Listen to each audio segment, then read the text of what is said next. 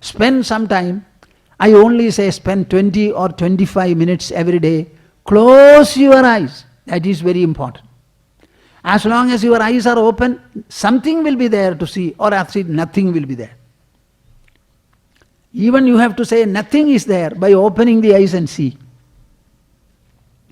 So close your eyes, sit and live and float in your own mind and thought process consciously.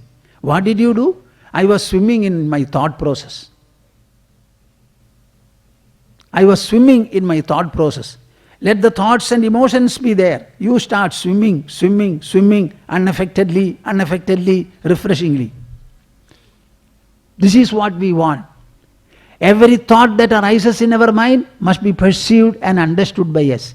Every emotion should be instantly sensed by us. Vastu swarupam spudabodha chakshusha svenaiva vedyam nadu pandidena chandraswarupam nija chakshushaiva jnadavyamanyai avagamyate kim. So this is a call for self-effort. My dear souls, I have been coming to Jamshedpur now for the past 49, the 50th year. I would like some of you at least to devote 20-25 minutes every day, closing your eyes. It is good, and a rest for the eyes also. Close your eyes and sit. Never sleep. If you close your eyes, your mind will only be thinking, and you have to know it. I don't want you to run after the thought process, nor be afraid of any thought, emotion, reaction or response. Only observe it as you will observe the world outside. Simply observe. Observe. Shall I tell you a truth? Do you like to hear? Narada Maharshi went to Brahma and asked him, I want to take a place for doing my penance, meditation. Which is the best place, he asked. Sun rahe hain kya? This is India, my dear souls. India is a great resource, a treasure of knowledge. Etan manomayam chakram maya srishtam visrijyade yatra asya shiryade nemi sadeshaha tapasashubha. समझेंगे क्या? याद रखेंगे? हाँ? दूसरों को भी बोलेंगे या चुप रहेंगे स्वार्थी होकर? एतद् मनोमयम चक्रम. I am creating a wheel, manomaya wheel, a mental wheel, and I am rolling it. Maya srishtam visrijyade. I am making a mind wheel and I am rolling it on in the world. Go on following it. After some time, the name of the wheel, it will become worn out and it will not be able to roll further. So it will stop. That place is the best for you to do tapasya. What? Are you surprised or are you enlightened? अर्थ नहीं समझ पाया? Huh? See, the mind wheel is revolved and it goes on revolving. After some time, if you go on observing the thought process, you will find, mark my words, the thought process will become feebler, lighter, slower, and it will become the slowest, as a result of which it will stop. This is called the Naimisharanya. कुछ समझ में आया क्या? Huh? So when I ask you to sit and observe your mind process, there is a lot of meaning and purpose. You don't have to do anything. Go anywhere. Do not even take up God for contemplation. You may if you like. But you should contemplate upon, observe the entire thought process. If the thought process is observed, one part of the mind goes on observing the rest of the mind processes. Automatically, when you look at darkness with light, what will happen? We say darkness, darkness. Where is the darkness? Now, to examine anything before our eye, we should light. So, when there is darkness, you try to examine it. To examine it, you bring a light, put your torch. Darkness hai ya nahi? Hoga? Then where is the darkness that you are reporting? Is there anything called darkness? Because to examine and say, yes, you must examine it. And you can examine anything before the eye only in the presence of light.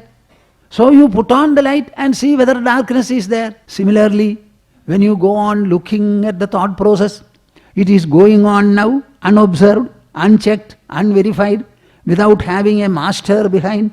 It is automatically, irresistibly, violently, uselessly, harmfully, it's going on. The moment you start examining it, it will be obliged to refine itself.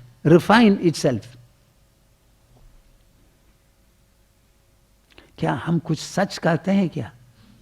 थोड़ा सुनिए ना, बोलिए मुझे. हाँ? It is going on unchecked, unobserved.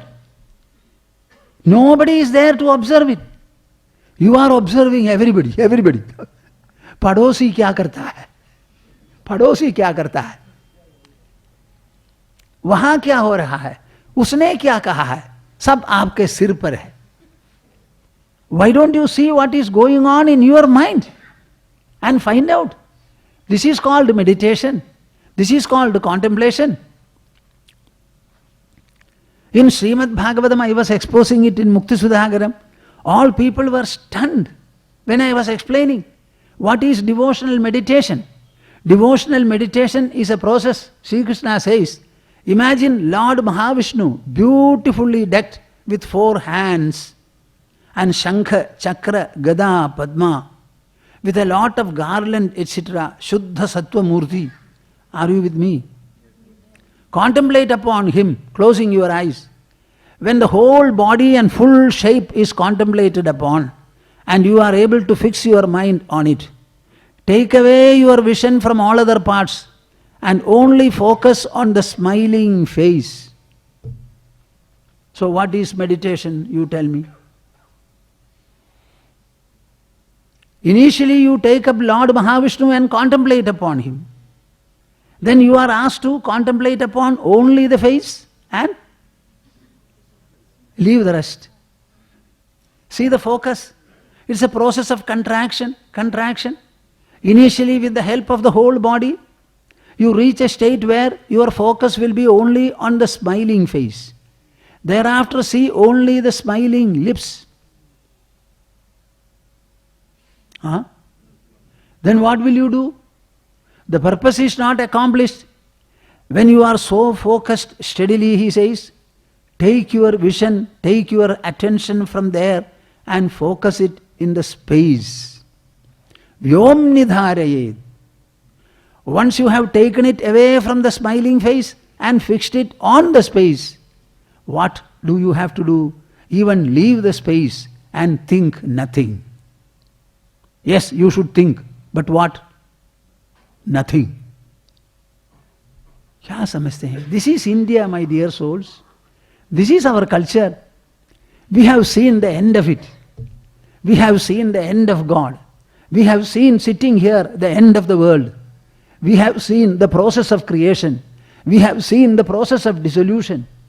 We are the master. We are the maker. We are no more the servant.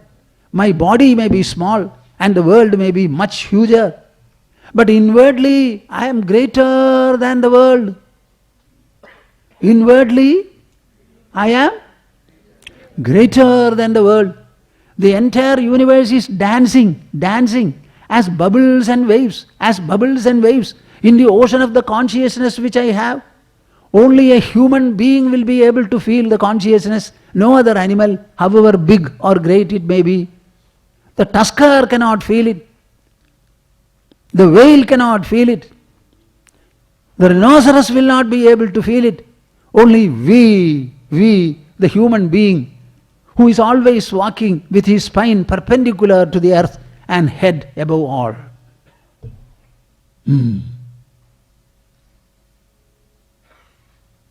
We have mastered this knowing process. We have mastered this God-seeking process. We have mastered the truth-searching process. It is not alien to us. Every knowledge proceeds from the knower. Every knowledge is an outcome in the knower, in his treasury. The atom is not outside. The atom is a knowledge the scientist carries in his brain, inside. Am I right or not? Huh? Where is gravity? Gravity, gravity. All mathematical equations, who made? Earth made, or air made, or man made? How did he make it? With the nose or hands? Sputa bodha chakshusha. By the clarity of his awareness, by the clarity of his perception.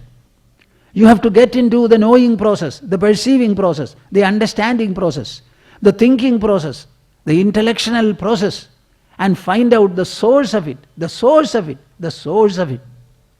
Our life is meant for that. We have 3 levels and kinds of knowledge. One is called the pratyaksha knowledge. Aksha means eye.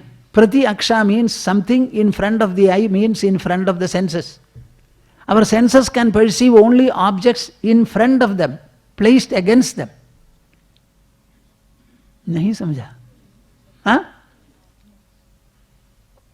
Whatever is against the senses, that alone can be seen by the senses. Whatever is within the senses, inside the body, the senses cannot perceive. They only have an outgoing capacity, So employing the senses, whatever knowledge you take, it is called prati aksha knowledge, pratyaksha. Aksha means the eye, it represents all the organs, sensory organs. So in the pratyaksha knowledge, the senses are working. There is a knowledge without the working of the senses. That is called paroksha knowledge. समझ में आता है? अक्षों के परे, it is beyond and above the senses. What is beyond and above the senses? Inside the body, not outside the body. If there is an object at infinite distance, the naked eye will be able to see it. Any object placed at infinite distance, our naked eye can see it, if necessary, with the help of instruments. Whatever is within the body, the senses cannot perceive. Nevertheless, we can understand them and reach them. So we have the sensory knowledge, the pratyaksha, then the paroksha knowledge where the mind and the intelligence alone work. When you say 0 has no value, when you say infinity, is it something visible before us? हाँ? चुप रहते हैं क्यों? बोलिए ना. Infinity, has anybody seen it? 0, has anybody seen it?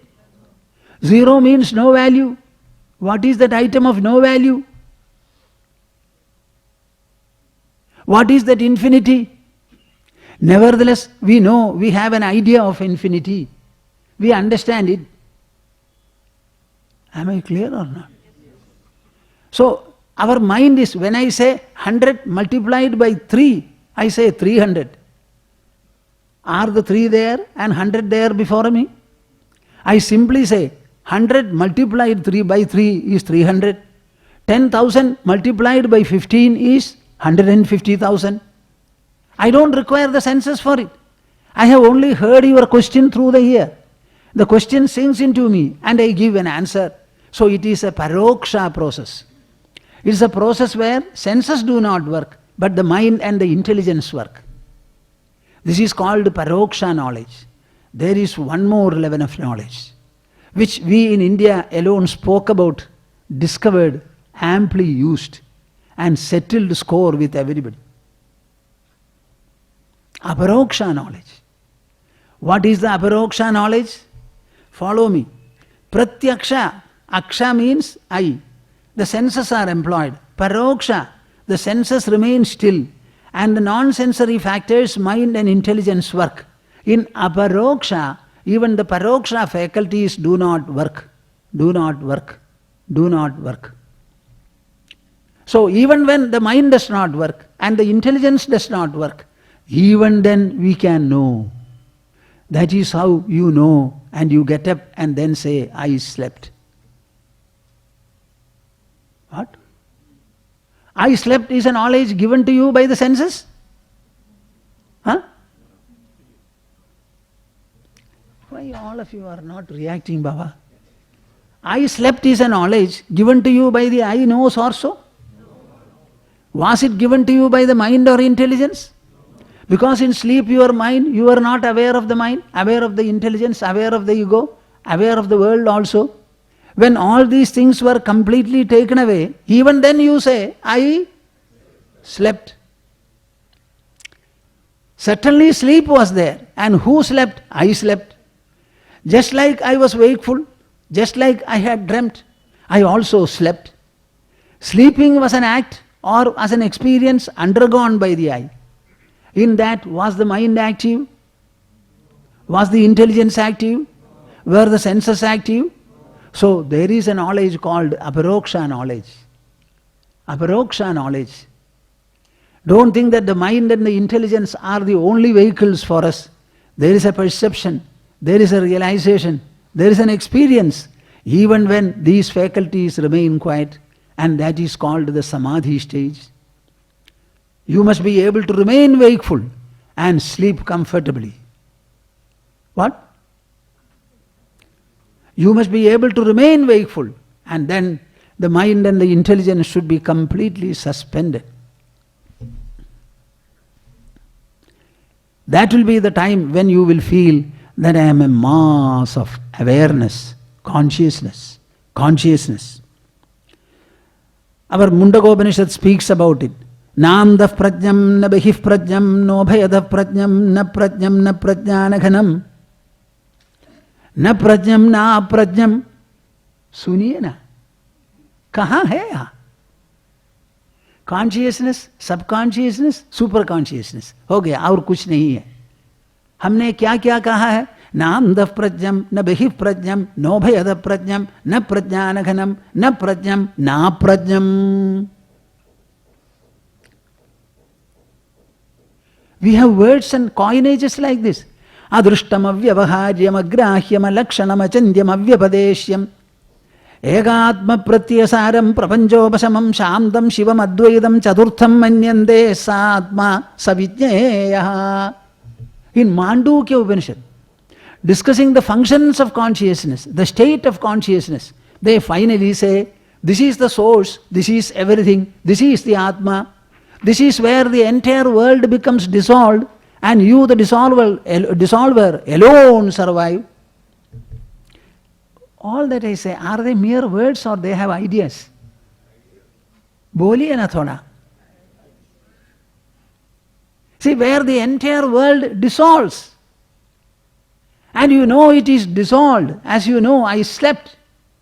When I slept, the world was not there, the body was not there, the mind was not there, the intelligence was not there, the ego was not there.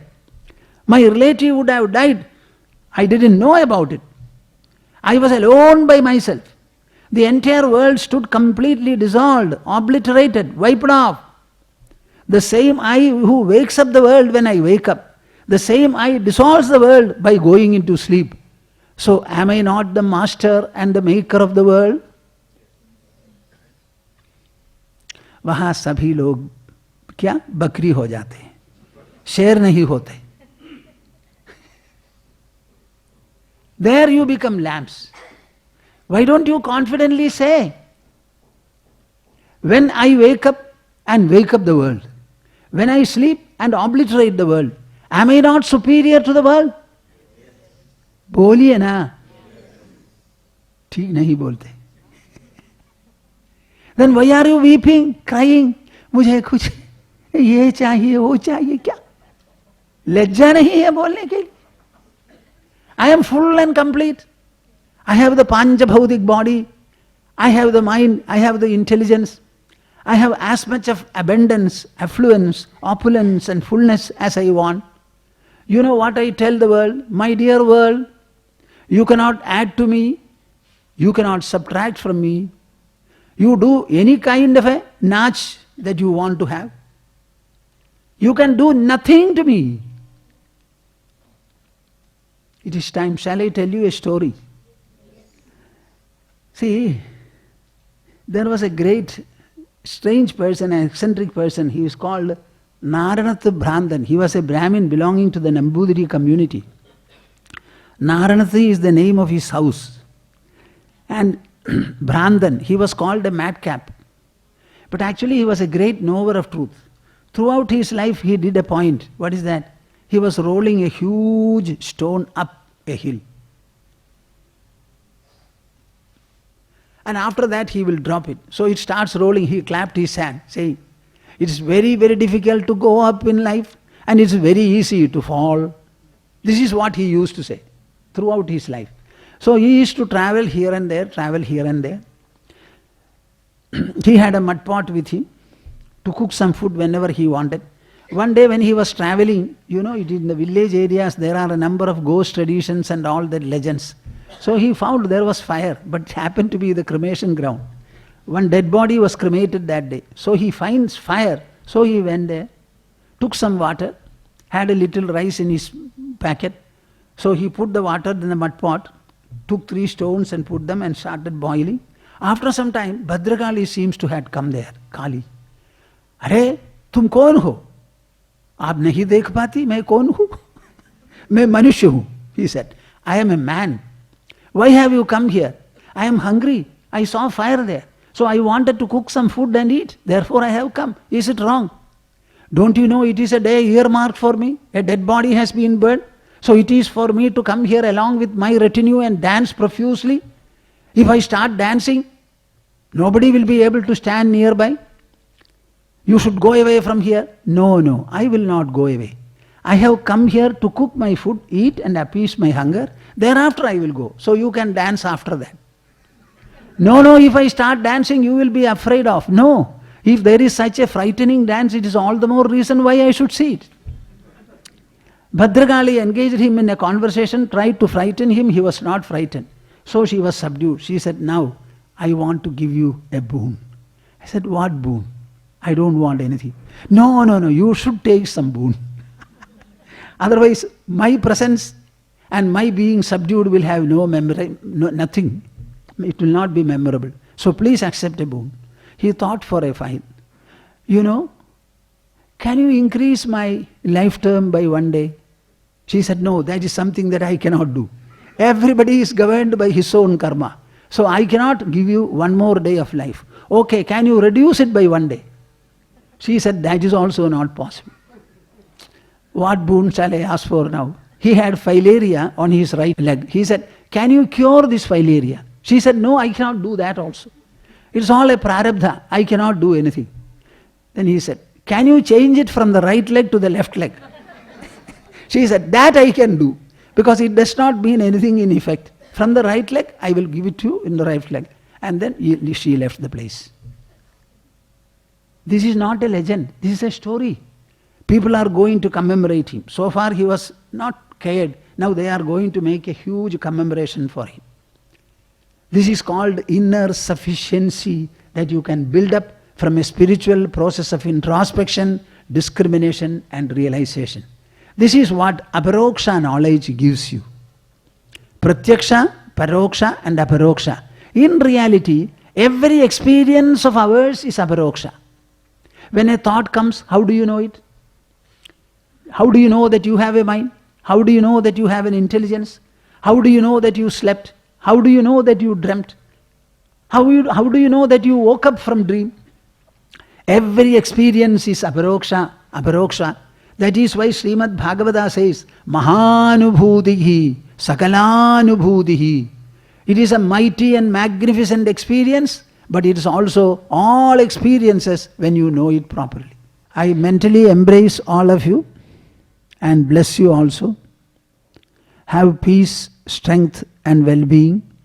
Let there be good and noble children born to you, not one generation, many generations. And may all of them be useful to the society, loving the family, society, and trusting in God, holding on to the faith and making it a great creative force in them. Harihi Om Tat Sat. Jai Guru.